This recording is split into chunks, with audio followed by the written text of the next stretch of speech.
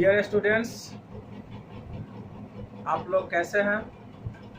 सभी लोग अच्छे होंगे। पढ़ाई सभी लोगों का अच्छा चल रहा होगा। ठीक, तो हम लोग कल बात किए थे बेरोज़गारी पे। तो बेरोज़गारी क्या होता है उस चीज़ को समझे थे, बेरोज़गारी के प्रकार को समझे थे। तो बेरोज़गारी का कुछ प्रकार और बाकी रह गया था, जो इस वीडियो में हम उसको पूरा करेंगे। ठीक, क्योंकि अभी कोरोना काल चल रहा है, तो बेरोज़गारी तो चरमोत्कर्ष पे है। भारत जैसे विकासशील देशों के लिए एक तरह से इतना बड़ा महामारी है कोरोना, जिसके कारण भारत में बेरोज़गारियाँ बहुत ज़्यादा बढ़ गई हैं। ठीक, तो हम सभी को बेरोज़गारी को अच्छा से समझना चाहिए, बहुत बढ़िया तरीके से समझना चाहिए, ताकि आने वाले परीक्षा में इससे जो भी सवाल अगर पूछा जाता है तो आप लोग उसे कर पाएंगे। ठीक, तो आज हम बेरोज़गारी के अगले प्रकार की बात करेंगे। जैसे बात करते हैं चक्रीय बेरोज़गारी। ठीक, तो चक्रीय बेरोज़गारी क्या होता है, इस चीज़ पे बात करते हैं। जैसे किसी अर्थव्यवस्था में मंदी का दौर उत्पन्न हो जाता है। किसी अर्थव्यवस्था में जब मंदी का दौर उत्पन्न हो जाता है तब उसे चक्रीय बेरोज़गारी कहते हैं। जैसे अभी कोरोना जैसी महामारी के कारण भारत में मंदी हो गया है, नहीं तो जैसे ही किसी देश में मंदी होगा तो उत्पादन नहीं होगा, और उत्पादन नहीं होगा तो लोगों को रोज़गार नहीं मिलेगा, और रोज़गार नहीं मिलेगा तो लोग क्या हो जाएंगे? बेरोज़गार हो जाएंगे। तो चक्रीय बेरोज़गारी में होता है कि यह अर्थव्यवस्था में जब मंदी की दौर आ जाती है, ठीक, तो उसे चक्रीय बेरोज़गारी कहा जाता है। ठीक, तो चक्रीय बेरोज़गारी समझ गए होंगे। आगे हम लोग बात करते हैं घर्षणात्मक बेरोज़गारी का। ठीक, घर्षणात्मक बेरोज़गारी की बात करते हैं कि घर्षणात्मक बेरोज़गारी क्या होता है। ठीक, तो घर्षणात्मक बेरोज़गारी जो है कि अर्थव्यवस्था में आने वाले परिवर्तन से है। जैसे आप लोग अभी देख रहे होंगे कि भारतीय अर्थव्यवस्था में उथल पुथल सा मच चुका है, बहुत सारे बदलाव हो गए हैं, नहीं बहुत सारे बदलाव हो गए हैं, तो जिससे बेरोज़गारी उत्पन्न हो गई है। जैसे कि घर्षणात्मक बेरोज़गारी को हम लोग एग्जाम्पल के माध्यम से समझते हैं कि जैसे मान लीजिए कि बहुत सारे लोग किसी चीज़ का दुकान खोले हुए थे, जो कोरोना काल में वह दुकान बंद कर दिया गया। ठीक, तो क्या किए लोग कि उस दुकान को छोड़ करके कुछ इस तरह का दुकान खोल लिए, जैसे मान लीजिए कि सब्जी का दुकान, किराना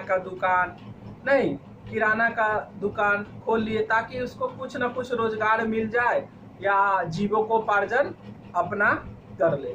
तो क्या होता है कि ये ऐसा करने को इसलिए लोग मजबूर हुए क्योंकि लोगों को जिस क्षेत्र में वह लोग काम कर रहे थे उस क्षेत्र में काम ही नहीं हो रहा था, तो लोग बेरोजगार हो गए। तो अपना जीवन जीविका चलाने के लिए लोग अपना काम बदल लिए, यानी कि अर्थव्यवस्था में काम को बदल लेना, नहीं अर्थव्यवस्था में काम को बदल लेना। तो काम जब बदल रहे हैं तो कुछ न कुछ दिन आप बेरोजगार रहते हैं, तो उससे भी एक बेरोजगारी उत्पन्न हो जाती है। जैसे दूसरे एग्जाम्पल से समझते हैं कि किसी अर्थव्यवस्था में उत्पादन घट जाना, नहीं तो जब कोई अर्थव्यवस्था में उत्पादन घट जाता है, नहीं तो इस तरह से घर्षणात्मक बेरोजगारी उत्पन्न हो जाती है। क्यों? क्योंकि जब उत्पादन ही नहीं होगा तो लोगों को रोजगार नहीं मिलेगा, लोग बेरोजगार हो जाएंगे। नहीं, बहुत सारे लोग, जैसे एक एग्जांपल है अपनी नौकरी बदल लेना। नहीं, जो पहले किसी सेक्टर में काम कर रहे थे अब वह किसी और सेक्टर में काम करने चले गए हैं। नहीं, तो वो भी एक तरह से कहीं ना कहीं घर्षणात्मक बेरोजगारी को उत्पन्न करता है। या अगले एग्जांपल से, जैसे कि जब कोई पुरानी बड़ी कंपनी को बंद कर कोई छोटी कंपनी खोल लेना, वो भी घर्षणात्मक बेरोजगारी का एक उदाहरण है। या जब किसी वस्तु की मांग बदल जाए, नहीं तो जब किसी वस्तु का मांग बदल जाएगा वो भी एक घर्षणात्मक बेरोजगारी का जो है एक कारण है। ठीक, तो समझ गए होंगे कि घर्षणात्मक बेरोजगारी क्या होता है, यानी कि ये अर्थव्यवस्था में जो परिवर्तन आता है उससे संबंधित ये बेरोजगारी है। ठीक, तो हम बात करते हैं अब अक्षमता बेरोजगारी। अक्षमता बेरोजगारी क्या होता है कि अक्षमता बेरोजगारी होता है कि जब व्यक्ति शारीरिक और मानसिक रूप से अक्षम हो। यानी अक्षमता बेरोजगारी कि जब व्यक्ति शारीरिक और मानसिक रूप से अक्षम हो, यानी कि जो कोई व्यक्ति है जो उसका ना तो शरीर साथ दे रहा है और ना ही उसका मानसिक स्तर ठीक है, तो उससे जो बेरोजगारी उत्पन्न होगा उसे जो बेरोजगारी उत्पन्न होगा उसे हम लोग अक्षमता बेरोजगारी कहेंगे। नहीं, यानी कि उस कार्य को करने में वह सक्षम नहीं है, असक्षम है। नहीं, तो उससे भी एक बेरोजगारी उत्पन्न होगा जो असक्षम बेरोजगारी है। ठीक, अब देखा जाए तो बेरोजगारी के अर्थों में जितने भी बेरोजगारी पढ़े हैं उस सबसे अलग एक बेरोजगारी है जो भारत जैसे देश में बहुत ज़्यादा देखने को मिलता है, अल्प रोजगार। नहीं, अल्प रोजगार। तो अल्प रोजगार क्या होता है? अल्प रोजगार भी एक तरह की बेरोजगारी है। जैसे समझते हैं कि जब किसी व्यक्ति को उसके योग्यता के अनुसार कार्य नहीं मिलता है तो उसे अल्प रोजगार कहते हैं। नहीं, अब जैसे मान लीजिए कि कोई व्यक्ति ग्रेजुएट कर चुका है और वह प्यून का फॉर्म भर रहा है। नहीं, प्यून का फॉर्म भर रहा है। नहीं, तो जो उसके पास क्षमता है या उसके पास जो योग्यता है, नहीं उसके अनुसार उसे जॉब नहीं मिल पाया। नहीं, लेकिन लोग सोचता है कि चलो यार कोई जॉब तो मिल गया ना, कम से कम जीविकोपार्जन के लिए तो हो गया। ठीक है कि कोई भी जॉब छोटा या बड़ा नहीं होता है, लेकिन एक चीज जरूर होता है कि आपकी योग्यता क्या है, क्या उस योग्यता के अनुसार आपको जॉब मिला है या नहीं मिला है। तो अल्प रोजगार का मतलब है कि योग्यता जितना आपका योग्यता है उसके अनुसार जॉब का न मिलना। ठीक, तो ये अल्प रोजगार है जो भारत जैसे देश में ये ज्यादा देखने को मिल रहा है। ठीक, तो हम लोग समझते हैं आगे कि बेरोजगारी के कई प्रकार हम लोग पढ़े हैं। नहीं, जैसे पढ़े सामान्य बेरोजगारी, संरचनात्मक बेरोजगारी, मौसमी बेरोजगारी, चक्रीय बेरोजगारी, अल्प रोजगार, नहीं घर्षणात्मक बेरोजगारी। नहीं, ये सब सारे हम लोग बेरोजगारी के प्रकार पढ़े। अब हम लोग बात करते हैं बेरोजगारी का मापन। बेरोजगारी का मापन कैसे किया जाता है। ठीक, तो 1970 में भगवती कमेटी की सिफारिश पर 1970 में भगवती कमेटी के सिफारिश पर नेशनल सैंपल सर्वे के माध्यम से बेरोजगारी के 3 तरीके बताए गए हैं। अब 3 तरीके क्या क्या बताए गए हैं। ठीक, तो उस 3 तरीकों को हम लोग जानते हैं। पहला है दीर्घकालिक बेरोजगारी, दूसरा है साप्ताहिक बेरोजगारी और तीसरा है दैनिक बेरोजगारी। ठीक, तो सभी को डिटेल से समझते हैं हम लोग। जैसे दीर्घकालिक बेरोजगारी क्या होता है, तो दीर्घकालिक बेरोजगारी कि जब किसी व्यक्ति को एक वर्ष में जब किसी व्यक्ति को एक वर्ष में 183 गुने 8 दिन 183 गुने 8 दिन अगर काम नहीं मिलता है तो वह दीर्घकालिक बेरोजगारी के अंतर्गत आएगा। अब 183 गुने 8 क्या है, तो 183 यहाँ जो है वो दिन है और 8 जो है यहाँ घंटा।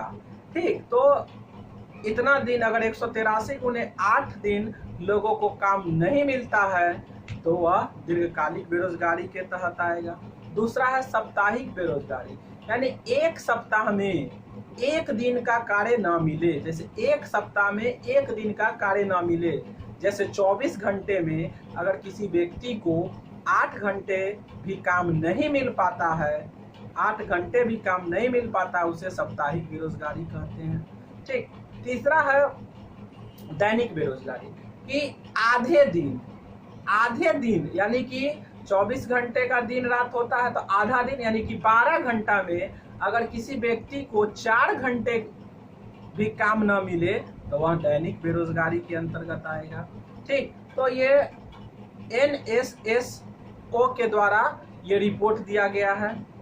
ठीक, तो अब हम लोग बात करते हैं, ओवरऑल की बात करते हैं, क्योंकि योजना आयोग का गठन 1950 में हुआ, फिर योजना आयोग को बदलकर नीति आयोग कर दिया गया। नीति 1 जनवरी 2015 को नीति आयोग योजना आयोग की जगह पे आ गया ना, नीति नेशनल इंस्टीट्यूशन ट्रांसफॉर्मिंग इंडिया।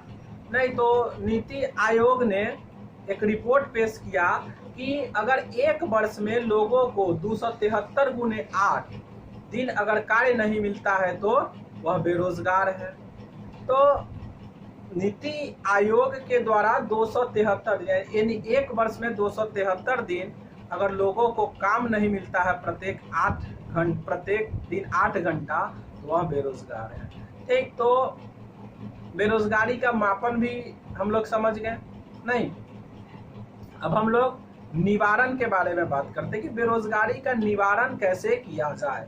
तो बेरोजगारी के निवारण के 2 तरीके हैं। ठीक, एक तरीका है रोजगार और दूसरा है स्वरोजगार।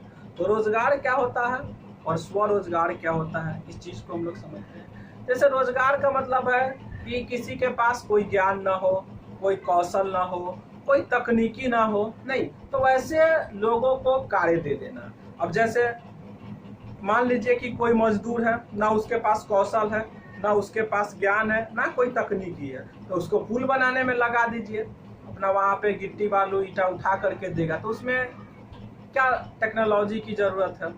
नहीं। तो ये रोजगार के माध्यम से बेरोजगारी का निवारण किया जा सकता है, और दूसरा स्वरोजगार के माध्यम से भी बेरोजगारी को दूर किया जा सकता है। नहीं, अब स्वरोजगार के माध्यम से कैसे किया जाएगा?